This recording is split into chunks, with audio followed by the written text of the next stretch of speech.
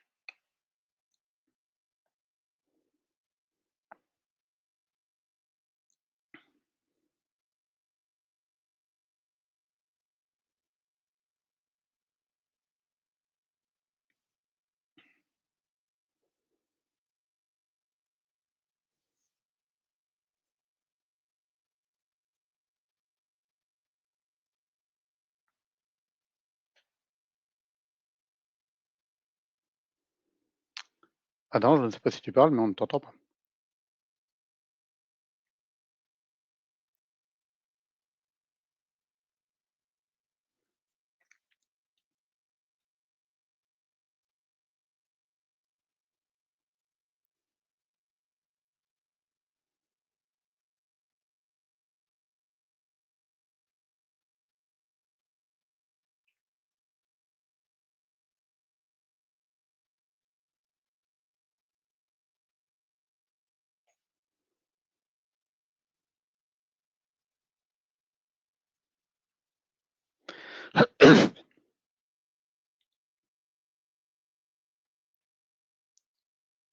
Est-ce que tu m'entends là-dedans?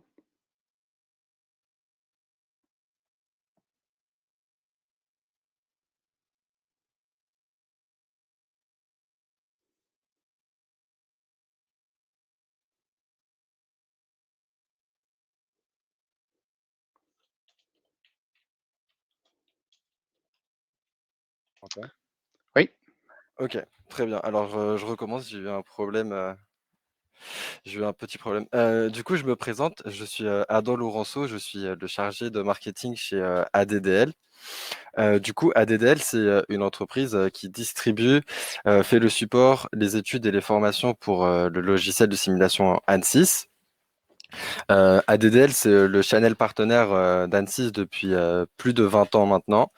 Et du coup, aujourd'hui, nous allons vous faire un webinar sur comment les méthodes in silico révolutionnent la santé. Pour cela, nous aurons Monsieur Thierry Marshall qui fera la présentation de ce webinar. Du coup, Voilà, je vous laisse avec Thierry Marshall. N'hésitez pas à parler dans le chat. On lit tous vos messages et c'est bien pour pouvoir participer. Du coup, voilà. Merci beaucoup, Adam, pour cette très gentille introduction et pour l'invitation à ce webinaire. C'est quelque chose qui est extrêmement important afin de pouvoir discuter comment les méthodes in situ sont-elles capables de révolutionner la santé et de mettre en évidence le rôle pionnier des universités françaises. Alors, ne voyez pas du tout du chauvinisme ici. Je suis belge. Mais force est de reconnaître que le travail des groupes académiques, universités et écoles d'ingénieurs en France est remarquable, et ce, au niveau mondial. Donc, je suis Thierry Marshall, je suis le programme directeur pour les activités healthcare au niveau de ANSYS, mais j'ai également l'honneur d'être le secrétaire général de l'Avicina Alliance, basée à Bruxelles, et d'être expert pour la e-santé auprès de la Commission européenne, tout en étant membre de l'EMA, le European Medicine Agency, au niveau de l'Europe également. Avant de démarrer la présentation en elle-même, permettez-moi d'échauffer un peu l'ambiance en réalisant un petit quiz. Alors, rassurez-vous, il n'y a aucune cotation pour ceci, vous n'allez pas recevoir des points, mais simplement pour voir un peu à quel niveau de connaissance vous vous trouvez. Par exemple, à votre avis, quel pourcentage d'organisations commerciales, je veux dire les sociétés pharmaceutiques ou les sociétés des dispositifs médicaux, quel pourcentage utilise régulièrement, je veux dire quasi quotidiennement, la simulation numérique? Est-ce que l'on parlerait de quelques pourcents, d'environ 25%, d'environ 50%? Pouvons-nous pousser jusqu'à 80% ou même avoir près de 100%? Donc, n'hésitez pas à répondre dans le chat en mettant le numéro de la question et le numéro de la réponse à laquelle vous pensez. Deuxième question. Quel serait le temps nécessaire afin de pouvoir simuler, et ça en 3D, donc pas des réductions de modèles en 0D, mais en 3D, un écoulement de sang dans une géométrie relativement complexe comme celle que vous voyez sur la droite? Est-ce qu'on parle de quelques jours de temps de calcul, de quelques heures de temps de calcul, de quelques minutes, voire de quelques secondes? Ou pourrait-on rêver que le résultat serait instantané ici dans l'avenir? Et je me permettrai de répondre à ces questions dans le courant de la présentation et nous reviendrons sur ces questions tout à la fin. Troisième question ici pour certains d'entre vous qui sont impliqués dans l'aspect de la simulation, dans l'aspect médical. Vous savez qu'avant de mettre un traitement sur le marché, il est important de le faire approuver par les autorités européennes, etc. Vous êtes tout à fait au courant de cela, notamment l'autorité européenne qui doit encore approuver le vaccin d'AstraZeneca avant de pouvoir le mettre sur le marché. Puis-je vous demander, à votre avis, quelles sont les agences régulatoires qui, au jour d'aujourd'hui, peuvent approuver un produit exclusivement sur base de simulation numérique? A, aucune agence à l'heure actuelle. B, la FDA aux États-Unis. C, la FDA et l'EMA ainsi que les Notified Bodies en Europe. D, pas mal d'organismes aux États-Unis, en Europe, au Japon, en Corée. Ou E, tous les organismes au niveau mondial. Et une dernière petite question que je fais apparaître. Maintenant, imaginons les jumeaux numériques, qui est une copie de vous-même qui se trouve sur les ordinateurs, qui peut être sur le cloud. À votre avis, quand est-ce que ces jumeaux numériques, ou ce que l'on appelle aussi le Personal Digital Avatar, pourront-ils être disponibles et utilisés pour des applications chez les médecins ou dans les hôpitaux? Alors, les options, c'est A, ils sont déjà utilisés. B, mettons dans 3 ans. C, parlons plutôt de 10 ans. D, c'est pas avant dans 30 ans. Ou E, jamais. C'est une chimère complète et donc nous ne sommes pas de ce point de vue-là. Donc répondez dans le chat et nous reviendrons à ces différents éléments dans le cadre de cette présentation. Parce qu'aujourd'hui, c'est quelque chose de très important. On n'est pas là simplement pour parler de simulation numérique. On est ici pour discuter de chiffres qui sont particulièrement effrayants. Rendez-vous compte, chaque année, le monde entier dépense 8,7 trilliards de dollars pour la santé. Ça représente 18% du PIB. Et ces chiffres ne sont pas uniques, parce que quand nous voyons tous ces chiffres ici, les sociétés pharmaceutiques représentent des revenus de 1,2 trilliard de dollars chaque année. Ces sociétés vont investir près de 200 milliards de dollars en recherche et développement. Amener un nouveau produit sur le marché, un dispositif médical, va faire gagner plus de 100 millions de dollars à une société. Et vous allez me dire à juste titre, oui, mais on parle d'argent alors que l'on parle de la vie humaine. Mais ces chiffres pour la vie humaine sont même plus effrayants. 11 millions d'Américains souffrent de problèmes respiratoires chroniques. 6 millions d'Américains vont souffrir d'un anévrisme cérébral. Multipliez ces chiffres par 1,5 pour avoir les chiffres en Europe. À l'exception du dernier chiffre, 1. Vous n'avez qu'une seule vie. Et nous n'avons qu'une seule vie réelle sur laquelle on peut jouer. Donc il est très important de pouvoir prendre ceci en considération et de s'inquiéter du fait que ces chiffres, ce n'est pas une photo instantanée. Ces chiffres sont en constante détérioration. Ce que l'on dépense pour la santé ne cesse d'augmenter très, très rapidement. Par contre, le coût pour amener un nouveau médicament sur le marché ne cesse d'augmenter également. Donc, le nombre de médicaments que vous pouvez avoir pour 1 milliard de dollars est désormais un demi-médicament. Ces coûts sont faramineux. On ne peut pas poursuivre dans cette direction. Sinon, nos enfants, les générations futures ne pourront pas avoir la même qualité de soins. Les perspectives vont de dire on ne peut pas se permettre d'avoir une solution universelle comme une prothèse de hanche pour tout le monde. On doit aller vers de la médecine personnalisée. On doit migrer de méthodes in vitro, les tests en laboratoire, in vivo, les tests sur les animaux, sur les êtres humains, vers des tests in situ sur les ordinateurs. Alors pourquoi faire cela? Nous avons des tests cliniques qui marchent très bien. On a pu le voir avec les vaccins Covid. Oui, mais ces tests cliniques sont faits seulement sur une fraction de la population. Les tests Covid faits sur 30 000 personnes sont des tests exceptionnels. D'habitude, on réduit la population à 2 000 personnes. Et puis, on va mettre cela, ces 2 000 personnes sont censées représenter les 8,7 milliards de personnes sur la planète. D'autre part, cela veut dire que l'on va tester des traitements non approuvés sur des personnes. Dans ces populations de 2 000 personnes de tests, les minorités, souvent les femmes, les enfants ne sont pas représentés. Sans parler que les chiffres ne cessent d'augmenter. Et plus précisément, depuis 2020, le Covid nous a rappelé que ces tests prennent beaucoup trop de temps. On doit aller beaucoup plus vite que cela. Donc, cette migration vers l'aspect in situ, vers le fait d'adopter des méthodes numériques, devient très important avec la perspective d'avoir ces jumeaux numériques. Donc, ça ne veut pas dire un être générique, non, mais une copie de Adam, de moi-même, de chacun d'entre vous dans cet auditoire ici, afin que l'on puisse voir tester des nouveaux appareillages médicaux, voir lequel ira le mieux pour vous, estimer quelle est la dose de médicaments qui est intéressante pour vous, pouvoir faire des tests chirurgicaux sur vous avant de faire le test réel. C'est cette perspective, le Personal Digital Avatar, qui devient une réalité. Et d'une certaine manière, pour répondre à une des questions qui sont déjà utilisées dans certains hôpitaux, en France, comme je vous le disais, vous êtes des pionniers, notamment à l'École nationale des mines de Saint-Étienne et au CHU de Saint-Étienne, où ils ont des jumeaux numériques de l'arche aortique. Alors, tout ceci nous amène à toute une série d'éléments. Mais dans un premier temps, quels sont ces aspects de simulation du numérique? Qu'est-ce que cette simulation du numérique? Que peut-on attendre? Comme tout ce qui existe dans la santé, nous partons du patient. Ce patient que nous pouvons scanner et en créer des modèles 3D dans lesquels nous pouvons introduire, par exemple, une prothèse de hanche. On a la géométrie patient spécifique.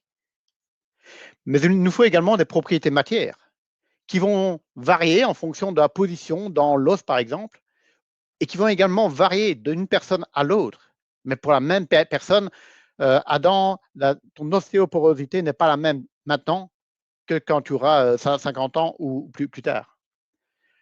De la même manière, quand nous marchons, les conditions qui sont appliquées à ces prothèses de hanche varient. Et si nous mettons tous ces éléments ensemble, la géométrie spécifique, les propriétés matières spécifiques et les conditions dans lesquelles nous vivons, nous pouvons créer ce genre de jumeaux numériques. Alors, nous pouvons le faire pour l'être humain, voir un peu ce qui se passe, mais également les sociétés d'appareillage et de dispositifs médicaux sont très intéressées de créer ce jumeau numérique, de créer ces modèles complets pour l'entièreté des éléments. Et vous voyez ici, pour une pompe insuline portable, chaque élément, que ce soit le cathéter, que ce soit l'émission d'énergie quand il le communique avec les personnes extérieures, que ce soit la chute de l'écran, et de voir si un enfant qui le porte risque de casser cette pompe insuline parce qu'il joue au football, ce qui est normal à son âge.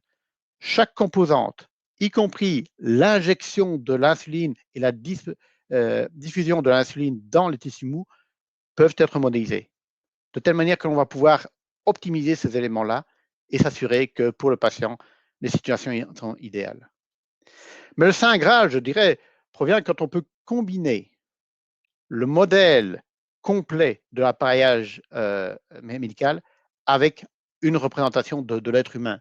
Et comme vous pouvez le voir ici, il est alors possible d'imaginer comment le corps va réagir à différents types d'injections d'insuline, comment l'appareil va mesurer le niveau d'insuline nécessaire dans le corps et va réagir afin que le patient ou cet enfant qui est en train de jouer à l'extérieur ne soit jamais dans des conditions un peu plus difficiles. Donc, ceci sont un peu les images que l'on peut faire, ce que la simulation peut apporter dans le monde médical. Mais une question particulièrement intéressante, c'est de se poser, c'est comment ces sociétés pharmaceutiques, medical device, utilisent la simulation. Ça fait plus de 15 ans que je pilote l'activité healthcare au sein du groupe Ansys. Et de par ces nombreuses interactions, j'ai pu voir quelles étaient les bonnes pratiques, les méthodes, les trucs et astuces que ces sociétés utilisaient. Le premier élément, c'est de créer un laboratoire humain virtuel, le Virtual Human Laboratory, comme il l'appelle. Cela veut dire que si on est capable de scanner un patient, par exemple son squelette ici, de créer un implant que l'on va introduire dans le patient et d'appliquer toute une série de conditions, on aura des informations extrêmement précises sur quelle sera l'interactivité de l'implant dans le patient. Par exemple, ici, un implant que l'on va mettre sur la clavicule, est-ce que tout va bien se passer pour le patient? Ceci fournit des informations extrêmement précieuses pour faire en sorte de pouvoir aller de l'avant. Alors, le point n'est pas simplement parfois de créer des nouveaux dispositifs, mais voyez cette success story que nous avons eue avec l'Université Politecnico di Milano. Et je vous présente la petite Julia, en haut à droite. Premier enfant de parents extrêmement fiers. Malheureusement, la fierté a été très courte parce qu'après quelques heures, un chirurgien arrive dans leur chambre et leur dit « La petite Julia a une malformation cardiaque extrêmement importante. Elle a juste quelques jours à vivre. » Les parents complètement anéantis se disent « Mais non, ce n'est pas possible, il doit y avoir des solutions. » Et en effet, on peut faire de la chirurgie pour reconstruire d'une certaine manière le cœur, mais il y a différentes stratégies à voir et on ne sait pas laquelle va fonctionner pour la petite Julia et laquelle sera la plus raisonnable. Mais heureusement, ce chirurgien connaissait les personnes de Politecnico di Milano et ont été les trouver en disant « Qu'est-ce que vous pouvez faire pour nous rapidement parce que Julia va mourir ?» Et ils ont fait des simulations combinant le 3D avec un modèle complet du système cardiovasculaire en modèle réduit, en 0D, afin de voir ce qui se passe en fonction des différentes stratégies proposées par le chirurgien. Montrer les résultats de ces différentes stratégies. Et le chirurgien a pris connaissance de ces résultats. Sur base de cela, il a opéré la petite Julia. Il a dû l'opérer une première fois, une deuxième fois après quelques mois, une troisième fois après quelques mois. La petite Julia a désormais 10 ans, elle a un petit frère avec qui elle joue abondamment. C'est l'aspect émotionnel de la simulation du numérique. Il vous permet de voir ce qui se passe à l'intérieur, de tester avant de tester sur le patient. Mais si on peut le faire pour un patient, si par exemple on pourrait scanner Adam et voir ce qui se passe si on introduit un médical dans son corps, on le peut faire pour moi. On peut le faire pour chacun d'entre vous dans cette audience. Cela veut dire qu'on peut commencer à faire des tests in situ et partiellement remplacer tous ces tests cliniques par une large population de différentes personnes et de faire en sorte que finalement, le dispositif médical que l'on a conçu on va pouvoir s'assurer qu'il va bien marcher pour toute une série de patients et donc le mettre sur le marché, comme ce fut le cas pour cette test de stent pour des anévrismes cérébraux, quelle que soit la forme de l'anévrisme que vous pouvez voir en bleu. Alors, une fois de plus, je reviens à des simulations au sein du patient.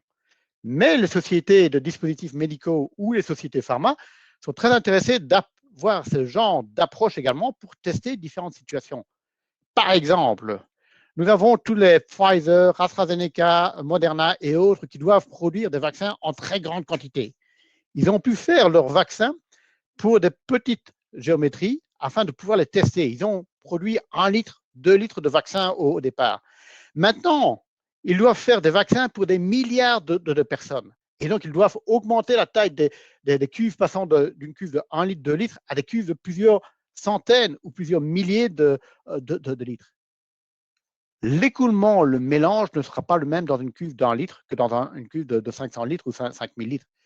D'où le rôle de la simulation pour nous assurer qu'en effet, on va pouvoir tester ceci et arriver très rapidement, sans devoir faire toute une série d'itérations physiques, à avoir des modèles qui vont fournir les bons résultats.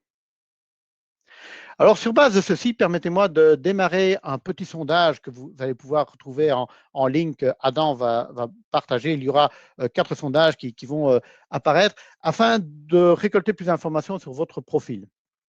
Et ma première question, c'est: connaissez-vous les méthodes de simulation numérique en santé, méthodes que l'on appelle InSiCo? Et répondez en ligne de dire non, je n'en ai jamais entendu parler, ou peut-être j'ai entendu parler vaguement de cela, ou d'autre part, oui, vous les utilisez très régulièrement, vous les utilisez tous les jours, ce qui permet d'avoir une petite idée de l'audience que nous avons. Sur base de ceci, permettez-moi de décrire un peu quel est le déploiement. Où est-ce que vous pouvez utiliser? Parce que je vous ai montré des cas cardiovasculaires, je vous ai montré des cas orthopédiques. Quel est le rôle de la simulation et quels sont les domaines d'activité que vous allez pouvoir utiliser dans le futur? Dans le domaine orthopédique, il n'y a pas un seul os du corps humain pour lequel je n'ai pas vu de simulation numérique. Alors que ce soit la combinaison des os, mais de manière plus importante, quelles sont les réparations que l'on peut voir, comme finalement des prothèses de hanches, des implants pour la restructuration maxillofaciale des éléments, que ce soit des joints, des prothèses de genoux que l'on doit mettre, que ce soit des implants au niveau spinal, au niveau du dos, afin de pouvoir limiter les problèmes de dos. Tous ces éléments sont désormais abondamment utilisés au niveau de la simulation numérique. Au niveau cardiovasculaire, ce sont des éléments beaucoup plus difficiles qui apparaissent simplement parce que nous avons des physiques beaucoup plus complexes, combinant des aspects structure et des aspects d'écoulement de fluide. Malgré ces difficultés et les très grandes déformations, nous pouvons voir que ce soit pour la conception d'une valve cardiaque, que ce soit pour le diagnostic d'une sténose, qui pourrait être très dangereuse et vous amener à une crise cardiaque, la conception de stents périphériques ou cardiaques, de cœurs artificiels comme Carmat vient de le mettre en évidence, ou de pacemaker, tous ces éléments sont abondamment utilisés au niveau de la simulation numérique. Donc nous pouvons dire à l'heure actuelle que ce soit au niveau médical ou au niveau pharmaceutique, l'entièreté des processus font l'objet d'études numériques très approfondies, toujours dans le but de pouvoir optimiser ces éléments et de maximiser le retour. Un dernier élément que je voudrais revoir, ou un dernier secteur sur lequel je voudrais m'approfondir en montrant quel est le type de niveau de recherche qui peut être obtenu par la simulation numérique, c'est ces aspects respiratoires. Ici aussi, on peut voir que les aspects respiratoires sont très intéressants.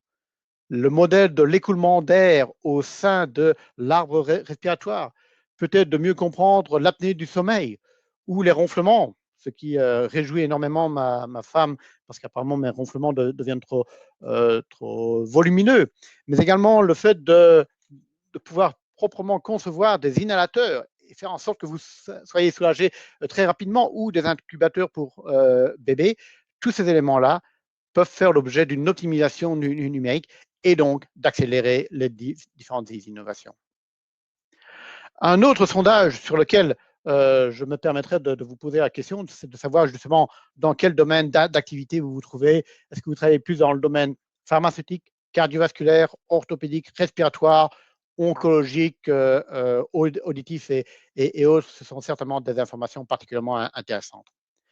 Mais jusqu'à présent, je vais vous montrer un peu quels sont les domaines d'application que vous, en tant qu'étudiant, ou vos étudiants, si vous êtes professeur, pourraient rencontrer dans votre vie active. Et là, vous allez pouvoir déployer la simulation. Mais l'aspect recherche est également extrêmement important. Et je me permettrai de partager une recherche que je fais avec un de mes amis, le professeur Yu Feng de Oklahoma State University, notamment au niveau respiratoire, pour vous montrer que la recherche se déroule continuellement. Et cette recherche préventive peut être particulièrement intéressante, que nous allons voir notamment pour l'analyse des phénomènes COVID. Les méthodes qu'ils ont développées, c'est premièrement des méthodes pour aller du patient qui sera scanné et très rapidement reconstruire l'arbre respiratoire complet jusqu'au niveau des alvéoles, ce qui nous permet d'analyser l'écoulement d'air, notamment dans cet arbre respiratoire. Une des limites que nous voyons, c'est qu'il est très important d'également modéliser ce qui se passe quand nous respirons. Beaucoup de discussions avaient été faites de savoir est-ce qu'il est important de prendre en considération la déformation de l'arbre respiratoire. Et désormais, avec différents types de modèles numériques, il est possible de faire ces études et donc d'analyser l'écoulement d'air en fonction des différents modes respiratoires, si la personne est essoufflée ou pas, si la personne est une vieille personne, donc qui a du mal à respirer, ou justement une personne en pleine condition de ses moyens physiques capable d'aller de l'avant. Si nous voulons pousser le réalisme de la simulation encore plus en avant, ce qui peut être très important afin d'avoir une plus grande précision, il est possible de considérer d'autres éléments, comme le mouvement de la glotte qui peuvent empêcher le passage de certains points. Enfin, il est possible d'aller à d'autres niveaux de taille de dimension, d'avoir l'écoulement de l'air non seulement dans la trachée, dans les bronchioles, mais jusqu'au niveau des alvéoles.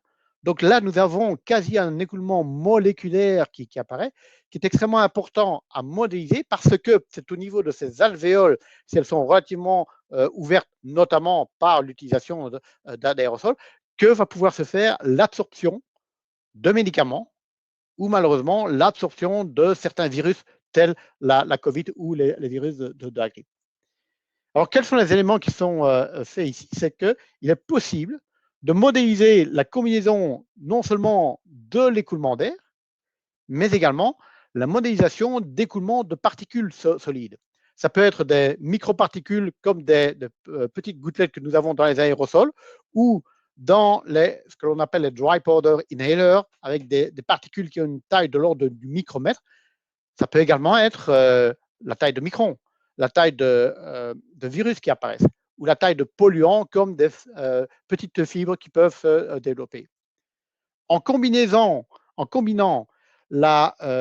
les équations de Navier-Stokes pour analyser l'écoulement de l'air avec des équations qui nous permettent de modéliser le comportement des particules interagissant avec cet air, ça nous permet d'avoir une idée très précise de là où vont se déposer les différentes particules.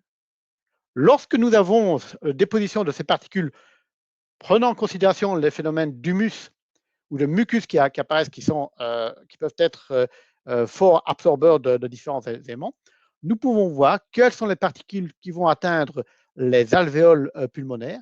Et une fois que nous sommes dans les alvéoles pulmonaires, quel va être l'échange avec tout le système sanguin qui est présent.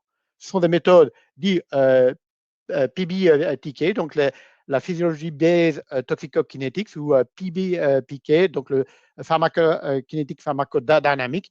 Et donc, ceci nous permet d'avoir la première base afin d'analyser la dispersion des différents médicaments qui vont apparaître dans l'arbre respiratoire et se déposer dans les différents organes.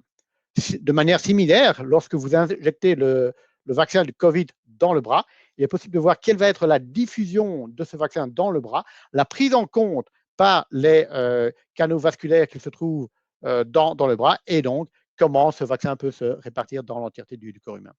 Non seulement en analysant ces phénomènes à court terme, mais également en voyant quelles vont être les différentes interactions avec les différents organes au sein du corps humain. À relativement long terme, ici, on parle de quelques dizaines de minutes, on peut parler de quelques heures, mais dans d'autres cas, dans le cas de mettre un implant, par exemple, médicamenteux dans l'œil, on peut, dans ce cadre-là, pouvoir analyser des phénomènes à relativement long terme. On peut parler de plusieurs jours, de plusieurs semaines, voire de plusieurs années. D'où un des points, le rôle de la simulation numérique. Quand je vous parlais que les tests, notamment pour des nouveaux vaccins, pour de nouveaux éléments, pour des nouveaux médicaments, pouvaient prendre jusqu'à 10 ans, voire 15 ans d'études, parce que nous devons faire l'étude du suivi. Si maintenant nous pouvons avoir des modèles précis, validés, qui vont pouvoir nous expliquer comment un médicament va réagir dans le corps humain pour des périodes étendues, ça veut dire que l'on peut réduire fortement soit le nombre de personnes participant dans les études numériques ou les études cliniques, comme le fait par exemple la société Fluida en Belgique qui utilise également nos produits, ou alors de pouvoir réduire le temps de modélisation. Ceci dit, il est toujours très important que ces études soient faites en validation numérique, en validation avec toute une série de cas expérimentaux. Là où je suis particulièrement intéressé par cette étude de l'Oklahoma State University et qui permet de montrer qu'il n'y a pas de limite aux études qui peuvent être faites et la recherche est extrêmement importante, c'est que si on a pu faire toutes ces études pour une personne en particulier, pourquoi ne pas considérer un homme jeune, âgé, une femme, debout, assise, des enfants, etc., avoir différents types de conditions respiratoires. Et donc, on commence à créer des jumeaux numériques ou une librairie de patients virtuels. Cette librairie de patients virtuels nous permet de considérer toute une série d'éléments et donc de prendre en considération que, en fonction de la personne que vous avez en face de vous, en fonction de son état d'essoufflement ou de ses capacités à respirer, si elle est asthmatique, si elle souffre d'une crise d'asthme, peut-on délivrer les médicaments de la bonne manière et quelles sont les études afin de quantifier les phénomènes d'incertitude. Alors, ces personnes vont même une étape plus loin en disant que ceci nous permet de faire du machine learning et de l'intelligence artificielle, avec un article remarquable qui a été publié et validé dans des peer reviews, de se dire que finalement, si on veut administrer par voie respiratoire un médicament particulièrement agressif qui va pouvoir détruire une tumeur cancéreuse au niveau des poumons, mais qui pourrait être relativement dangereux pour d'autres parties de poumons sains, il serait possible de dire que finalement, ce médicament particulièrement toxique doit être introduit dans la partie jaune, parce que dans cette partie jaune, c'est là où il va atteindre la tumeur cancéreuse et donc passer à un taux d'atteindre la tumeur de l'ordre de 10 à 15% vers un taux de l'ordre de 90%. Donc en multipliant les études numériques, d'une certaine manière, on crée le big data qui est nécessaire à créer de l'intelligence artificielle et donc d'aller, dans ce cas-ci, vers des inhalateurs intelligents et développer ce genre de choses beaucoup plus rapidement que si nous devions faire toute une série d'études sur des patients. Alors, ce genre d'études a été en cours à Oklahoma State University. Il y a l'université d'Auckland en Nouvelle-Zélande qui fait des études remarquables, et ce depuis plusieurs années. Ces études furent extrêmement importantes il y a quelques mois. Parce que, par exemple, Yufeng avait fait toute une série d'études, notamment sur les risques de propagation de grippe quand des patients étaient à 1 mètre l'un de l'autre, de voir s'ils pouvaient se contaminer l'un l'autre. Est-ce que ceci ne vous rappelle pas quelque chose? Et toutes ces discussions à propos de la distance sociale que nous avons eue au printemps, 1 mètre, 1,50 m, 2 mètres, comme disent les Canadiens, les Américains. Et puis surtout, une fois que certains de ces virus ont été ingérés au sein du système respiratoire, qu'est-ce qui va se passer? D'où ce besoin de continuer à développer ces recherches, ces jumeaux numériques, ces méthodes plus avancées de différents systèmes, parce que tôt ou tard, il y aura d'autres pandémies.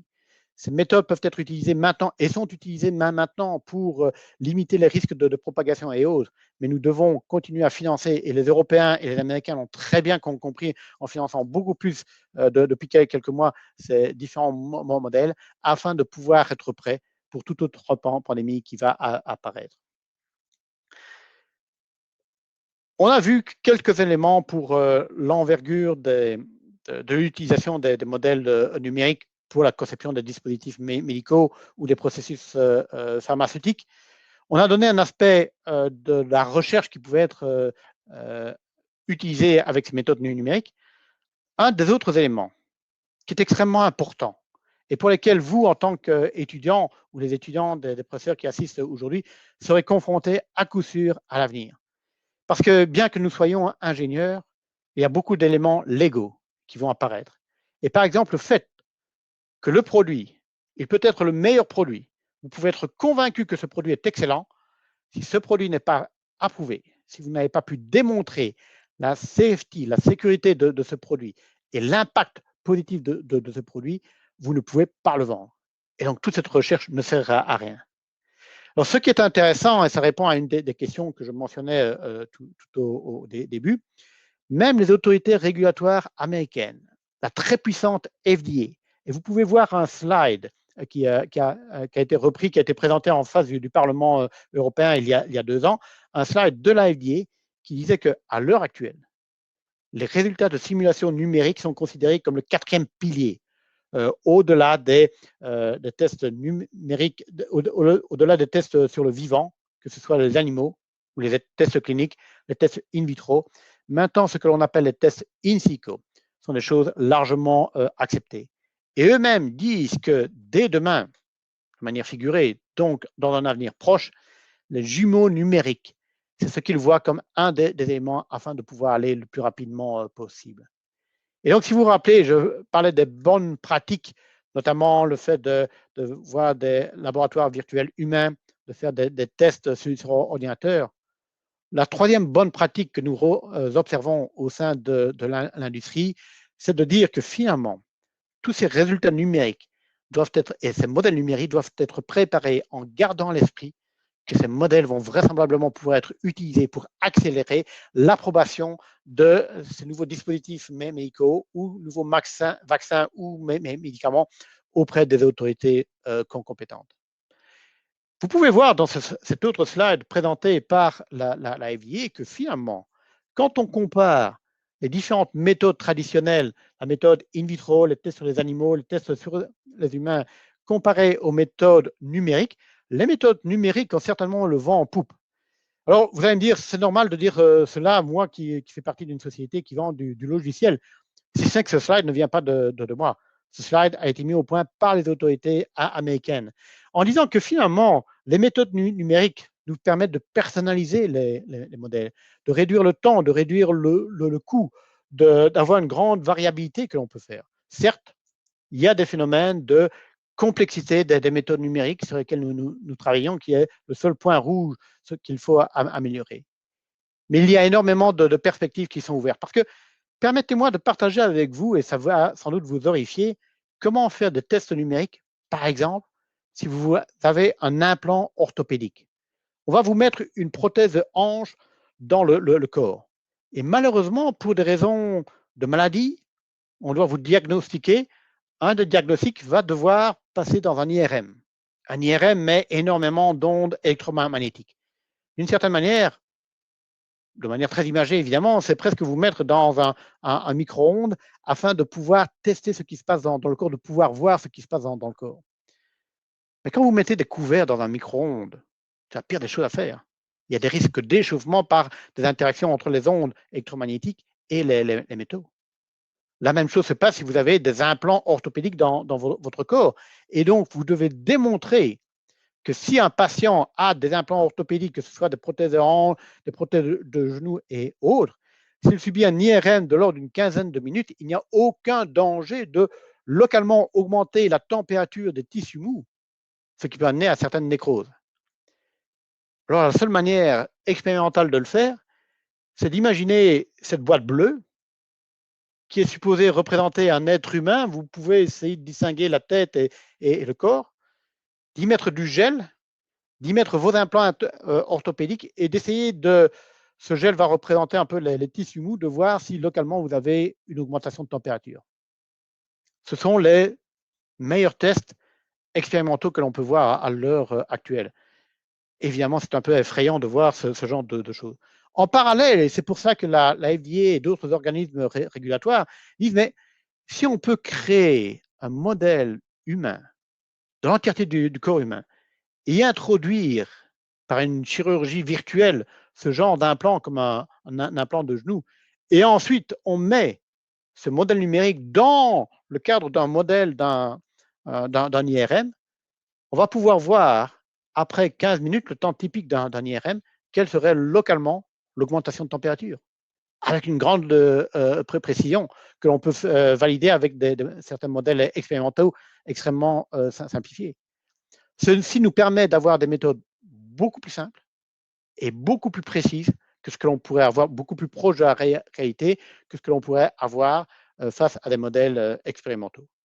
Pour autant, évidemment, que toutes ces méthodes sont validées de manière extensive. Et c'est pourquoi des organismes comme la FDA recommandent notamment, pour ce que l'on appelle le MRI Compatibility, de développer des modèles et de soumettre des résultats en utilisant ce genre de modèles. Je parle de la FDA, de l'EMA, des Notified Bodies, etc. Ce n'est pas tout. On a besoin d'avoir un cadre régulatoire. Ces méthodes numériques sont quelque chose de nouveau, donc il est très important pour nous de faire en sorte que ces méthodes seront reconnues. Alors, une autre attitude à laquelle je ne m'attendais pas du tout en faisant mes études d'ingénieur, c'est de pouvoir discuter directement avec les politiciens. Nous avons dû rencontrer les sénateurs américains, parler en face du Parlement européen, rencontrer les membres du Congrès, former ces membres du Congrès ou en tout cas les informer de tout ce genre de choses afin qu'eux peuvent voir clairement ce qu'il en est et mieux comprendre quel est l'aspect numérique qui est présent, de telle manière que peu à peu, ils vont pouvoir définir les règles, les limitations et les conditions d'utilisation de toutes ces méthodes. Et le but de toutes ces rencontres n'était pas simplement de faire des chouettes photos pour partager sur les réseaux sociaux. Mais vous voyez ici une publication du Congrès du Sénat américain il y a quelques années. Eux-mêmes disaient que le développement de méthodes numériques, le développement de modèles, de jumeaux numériques également, est quelque chose d'extrêmement important.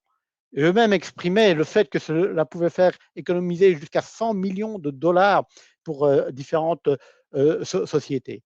Et donc poussaient largement, encourageaient la FDA à travailler dans ce domaine.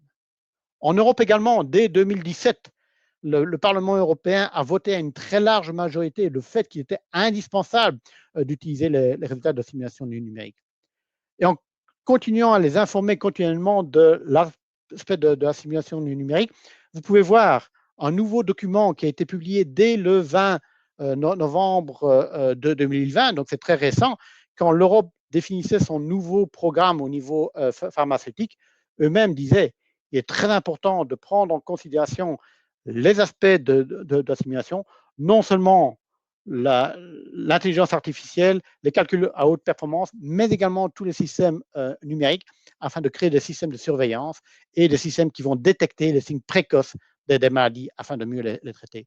Et demander de mettre au point les systèmes informatiques nécessaires pour permettre de faire ces calculs coûteux. Vous allez me dire, et en France, qu'est-ce qu'il en est? D'une part, et à nouveau, je répète, je suis belge, je ne suis pas français, donc il n'y a aucun chauvinisme ici, mais je puis vous assurer, de par mes interactions, que la collaboration entre certaines écoles d'ingénieurs et certains hôpitaux français sont sans doute les plus avancés au niveau du monde. Et donc, j'ai toujours plaisir, quand je rencontre les grandes universités américaines ayant énormément d'argent, de leur montrer ce qui est fait en France, de les ébahir par la qualité des travaux qui sont faits là-bas. Donc, je sais bien que les Français aiment bien s'autocritiquer, mais ici, certainement, vous pouvez avoir énormément de fierté. Malheureusement, ceci est trop souvent limité à quelques organisations qui sont bien au courant de ce qui se passe. C'est pour ça que j'étais à nouveau très envieux, parce que j'ai vu que dès le mois de décembre de l'année dernière, vos autorités nationales, que ce soit l'Assemblée nationale ou le Sénat, ont commencé à discuter de ces éléments-là. de la nécessité d'avoir des méthodes in situ qui soient enseignées dans tout le corps des écoles d'ingénieurs, voire dans les universités de médecine, avec la perspective de pouvoir l'imposer à l'avenir afin de maintenir un niveau de compétitivité pour l'ensemble des ingénieurs. Et également pour créer ce cadre législatif, ce cadre de régulation qui va permettre d'encadrer l'utilisation de ces méthodes du numérique. Donc, comme nous le voyons, ce n'est plus des éléments de recherche qui apparaissent, mais certainement des éléments beaucoup plus larges.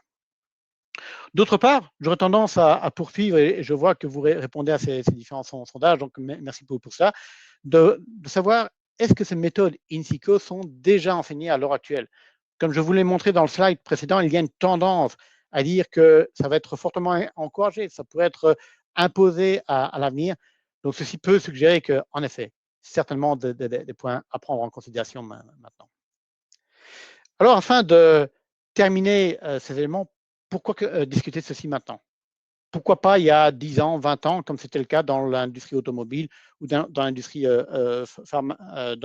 aéronautique? Il y a différents points, et j'en citerai 4 qui apparaissent. Un, ce n'est plus simplement un encouragement des autorités. Les autorités, comme vous pouvez le voir ici, les autorités américaines financent ce genre d'éléments. Ils mettent la main à la poche, et quand on commence à mettre de l'argent sur la table, ça veut dire que l'on voit très clairement l'importance de ceci. 2, il y a des méthodes. On explique non pas seulement que vous devez utiliser la simulation numérique, mais on explique également comment vous devez utiliser ces méthodes numériques, comment créer un modèle et comment valider un modèle de telle manière qu'il soit accepté par les autorités. 3, il y a des résultats chiffrés maintenant qui expliquent combien vous pouvez gagner. Notamment ici Medtronic qui expliquait qu'ils avaient créé un modèle numérique avancé du cœur et d'un pacemaker. Il avait présenté à la FDA et la FDA avait accepté ce modèle. Automatiquement, ils pouvaient éviter de faire des tests cliniques sur 256 patients, ce qui leur réduisait le coût de 10 millions de dollars. Mais le plus important pour eux, c'est qu'en utilisant les modèles numériques, ils ont pu aller beaucoup plus vite. Ils ont pu mettre leur nouveau pacemaker Micra, qui n'est pas celui représenté ici, 2 ans plus tôt que prévu sur le marché. Durant ces 2 années, ils ont pu implémenter le pacemaker Micra qui utilisait des toutes nouvelles technologies dans plus de 10 000 patients. 10 000 patients qui n'auraient pas pu bénéficier de cette nouvelle technologie. Et le 4e point, c'est le fait de dire qu'à l'heure actuelle, même les hôpitaux, et ici vous pouvez voir le CHU de Montpellier, le CHU de Rennes, je vous parlais tout à l'heure du CHU de Saint-Étienne, Bressim, qui est une société française du côté de Bordeaux. Toutes ces personnes développent des méthodes numériques ou des applications cliniques qui se basent sur ces méthodes numériques afin de pouvoir augmenter la qualité de leurs gestes chirurgicaux.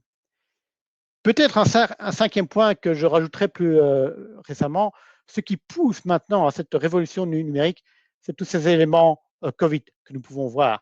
Et le fait que pour répondre à toute une série de questions que beaucoup se posaient, la simulation numérique a permis de mieux comprendre ce qui se passait, notamment pour la distance sociale. Vous avez peut-être vu ces images sur TF1, où j'ai eu également l'occasion de donner des interviews sur M6, afin de mettre au point des nouveaux dispositifs de respirateurs beaucoup plus rapides, de pouvoir décontaminer les avions en quelques minutes quand ils sont à la gate, ou les trains quand ils sont à quai, et en bas, de pouvoir montrer comment on peut rapidement faire le scale-up, comment on peut rapidement développer des éléments.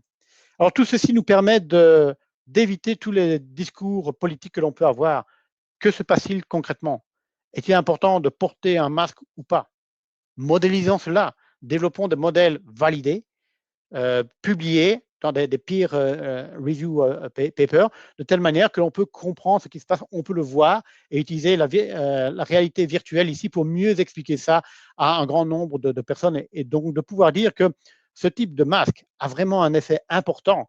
Et quand j'avais montré ceci à ma fille de 11 ans à l'époque, elle avait immédiatement compris l'importance de porter un masque et n'avait jamais rechigné à faire ce genre de choses parce qu'elle se rendait compte qu'elle se protégeait elle-même.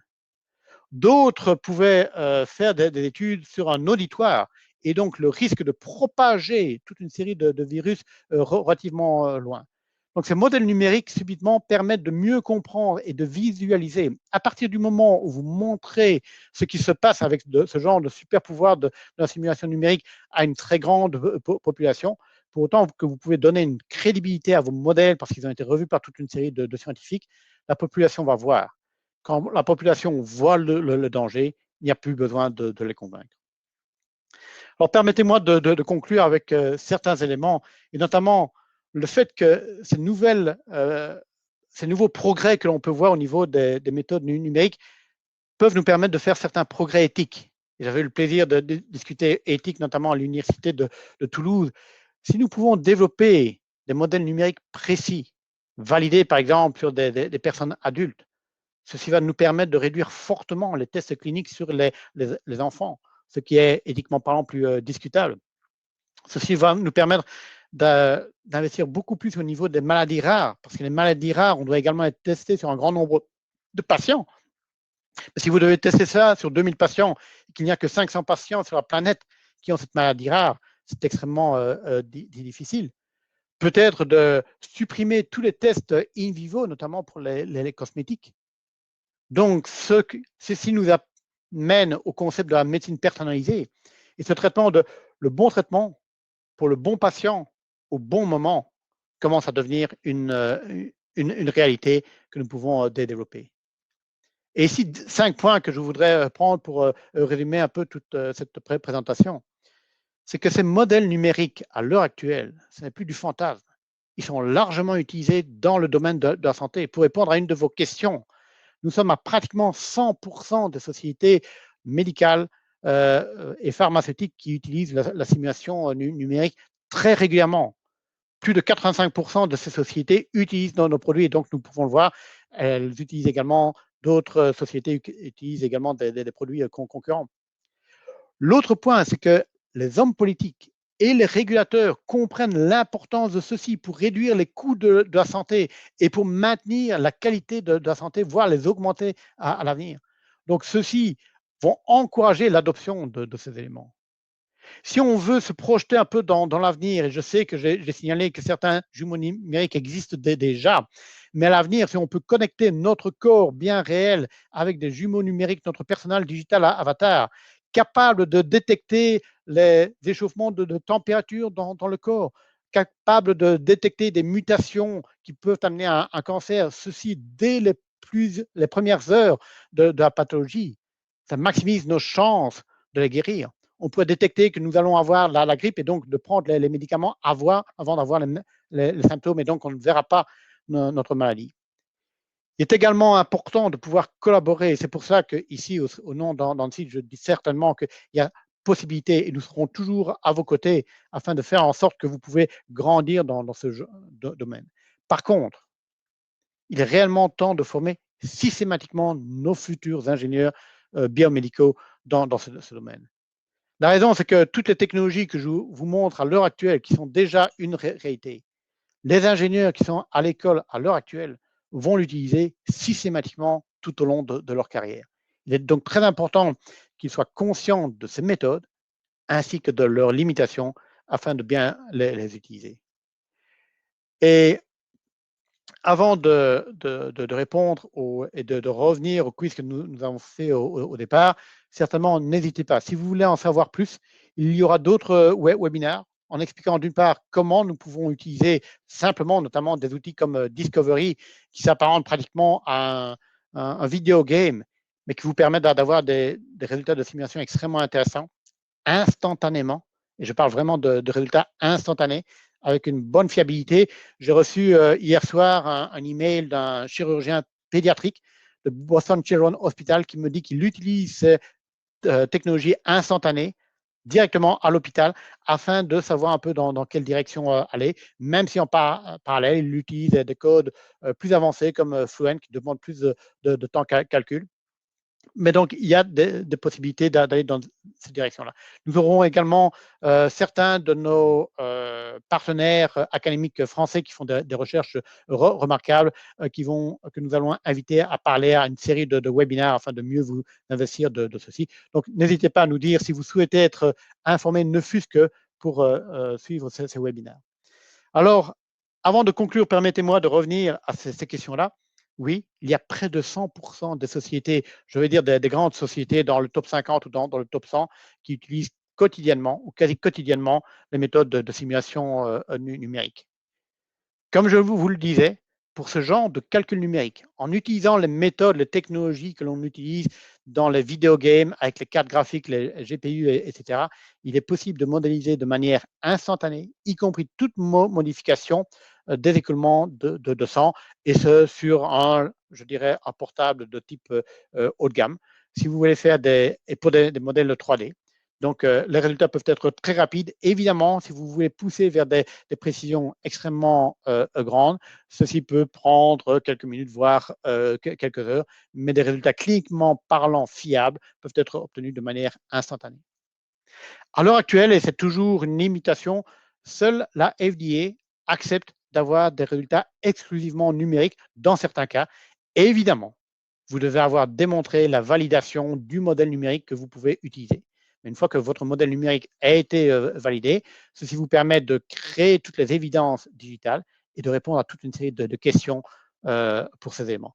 Nous sommes en contact très étroit avec les autres éléments, les Notified Bodies en Europe et l'EMA, le PMDA au Japon, le MFDS, le TGA en Australie. Et certainement, on voit une tendance à aller dans cette direction-là, mais qui demande à aller plus loin. Pour la dernière question, j'ai d'une certaine manière validé 3 réponses. Parce que d'une certaine manière, les jumeaux numériques sont déjà utilisés pour certaines parties du corps, et notamment le CHU de Saint-Étienne, qui fut le premier organisme hospitalier au monde à utiliser des jumeaux numériques et en parler. Je pense qu'il y a eu un reportage sur Télématin en Antenne 2 montrant le jumeau numérique pour une arche aortique qui est déjà utilisée dans les hôpitaux. Le professeur Stéphane Avril a fait un travail remarquable dans ce domaine-là. Une plus grande généralisation va certainement prendre quelques années, et le fait d'avoir des modèles complets pourrait certainement prendre 10 ans et se développer à l'avenir. Donc, pour tous les étudiants qui sont en ligne, je peux vous assurer qu'il y aura pas mal de recherches et énormément d'opportunités dans ce domaine. Mais clairement, ce n'est pas une chimère, c'est une réalité, et ça permet déjà de sauver toute une série de vies. Alors, je vois que le temps qui nous est imparti est presque terminé. Il y a tellement de choses à dire, il y a tellement de choses à faire, et le temps est très court. Mais je suis particulièrement actif sur les réseaux sociaux, donc n'hésitez pas à me connecter sur LinkedIn, sur Twitter, même sur Facebook, de m'envoyer un email. Vous voyez mon adresse email qui est ici, afin de poursuivre plus en avant la discussion et de faire en sorte que vous armiez de la simulation numérique, parce que nous avons vraiment besoin d'ingénieurs de votre qualité afin de pousser cette révolution numérique plus en avant. Et j'ai besoin que vous continuiez à porter le drapeau des académies françaises et belges, puisque j'ai vu qu'il y avait quelques Belges qui assistaient aujourd'hui, pour montrer à ces Américains, à ces Indiens, à ces Chinois qu'ici en Europe également, nous avons d'excellentes technologies. Donc, Adam, je veux terminer ma présentation ici et voir quelles sont les questions qui peuvent apparaître en ligne. On n'a pas eu de questions. Ah, si, là, il y a une question qui arrive.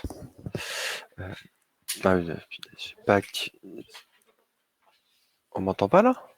Si, on t'entend très bien. Ah si, il m'entend. Du coup, là, tu as une question. Je te la marque. De Alain. Hop, je sais pas si tu la vois. Ah oui, tout à fait. Donc, la question, c'est: un logiciel peut-il être validé par les autorités, ou faut-il à chaque fois valider le modèle? C'est une excellente question, parce que d'une certaine manière, on me pose la question: est-ce que les outils ANSYS, Fluent, Mechanical, etc., sont validés par la FDA? C'est une mauvaise question, parce que d'une certaine manière, les outils ANSYS sont des outils généraux. Donc, vous allez créer un modèle en utilisant des outils en ANSYS, mais votre modèle peut être mauvais. Donc, ce qui se passe, c'est que les autorités disent qu'il y a la vérification, la validation. La vérification, c'est de vérifier que votre logiciel, votre solver, va résoudre correctement les équations. Et pour cela, les outils ANSYS sont en effet proprement vérifiés par les outils. La validation, c'est le fait de démontrer que votre modèle que vous avez créé avec les différents outils à votre disposition représente ce qui se passe dans la réalité. Et vous devez donc toujours valider votre modèle avec certaines données expérimentales. Alors, vous devez le faire une fois et après, vous allez pouvoir le réutiliser. Donc, votre modèle en lui-même doit toujours être validé, sauf si c'est un modèle qui est public et qui a été déjà validé par d'autres. Je vois une question de Marc. Avec 5% de présence, quelle proportion des opportunités cela représente dans le domaine de la simulation numérique? Donc, j'imaginerais quelles sont les opportunités de croissance dans ce domaine. En tout cas, c'est comme ça que je comprendrais la question. Ces opportunités de croissance sont énormes. Je montrais par exemple le modèle au niveau de la respiration. Modéliser comment l'air s'écoule dans l'arbre respiratoire, et ce qui a été fait pendant des années est extrêmement intéressant.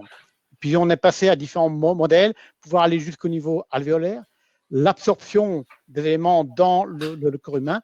Et donc, on peut voir à l'heure actuelle que la demande pour de la simulation numérique n'arrête pas de croître. Nous avons fait des études de marché il y a 1 an, montrant que justement l'adoption par la clinique des modèles numériques nous promet une augmentation annuelle de l'ordre de 30 à 35% année après année, et ce jusqu'en 2026. Donc, il y a énormément de progrès qui sont faits dans ces éléments-là. Bon, je vois une autre question. Aujourd'hui, a-t-on suffisamment de données pour corréler les modèles? Ma réponse sera oui et non. Parce que le problème n'est pas de faire un modèle de l'être humain qui, par exemple, va montrer exactement ce que Adam fait. Il va pouvoir opiner de la tête, va pouvoir voir ce qui se fait. Le problème pour nous est d'avoir des modèles qui vont nous permettre d'accélérer l'innovation médicale et donc de pouvoir aller plus vite dans certains domaines. Donc, on va pouvoir corréler certains modèles, peut-être relativement basiques, et avoir toute une série de bonnes informations. Un exemple très clair est au niveau cardiovasculaire. Tout le monde sait que le sang est un mélange extrêmement complexe avec différentes cellules, etc., un mélange multiphase. Dans la majorité des types d'écoulement sanguin, quand vous devez modéliser l'interaction d'un stent avec le sang, on peut considérer que le sang est un écoulement newtonien, donc une viscosité constante. Si vous voulez aller à de plus grands niveaux, évidemment, vous allez devoir corréler les modélisations de votre écoulement sanguin au niveau multiphase. Donc, tout dépend de l'objectif que vous voulez considérer. Et l'objectif premier, c'est de pouvoir aller le plus rapidement possible dans l'innovation médicale, de réduire les coûts de cette innovation médicale de telle manière que la médecine reste, on dit affordable, donc accessible à un grand nombre de personnes. Ce qui veut dire qu'il est toujours important de savoir quelles sont les limitations des modèles. Et c'est pour ça que nous avons des organismes régulatoires qui vont à tout moment nous dire ce modèle, nous l'acceptons, ou ce modèle peut être valable pour répondre à telle question, mais pas à telle autre question. Et pour telles autres questions, vous devez toujours utiliser des tests cliniques.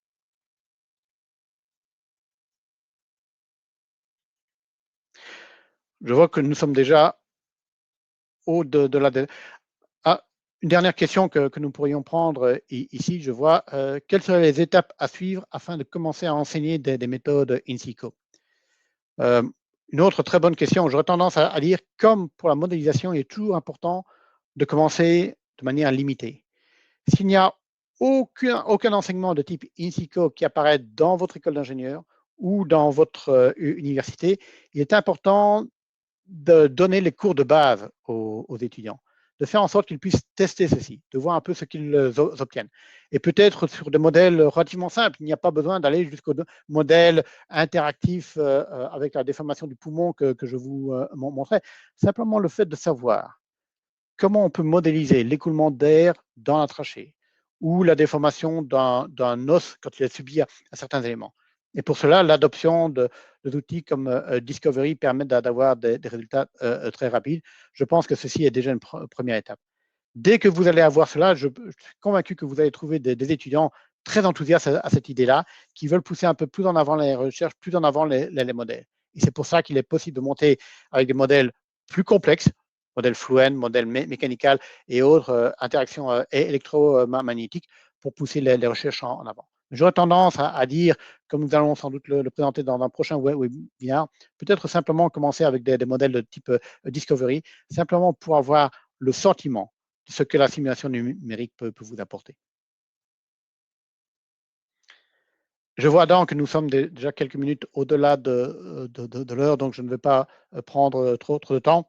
Et ça peut être un bon moment pour terminer et clôturer ce webinaire tout en restant toujours à votre disposition. Et vous voyez les différents moyens de me contacter en ligne. Oui, du coup, merci beaucoup Thierry Marchal pour ce webinaire. Tu as bien répondu en tout cas aux problématiques qui étaient posées. Du coup, je vous souhaite à tous une agréable journée et je suis désolé pour les personnes auxquelles on n'a pas pu répondre à des questions. Là, on arrive sur la fin. Du coup, je vous souhaite une bonne journée à tous et bonne soirée. Merci Au bien. revoir. Au revoir.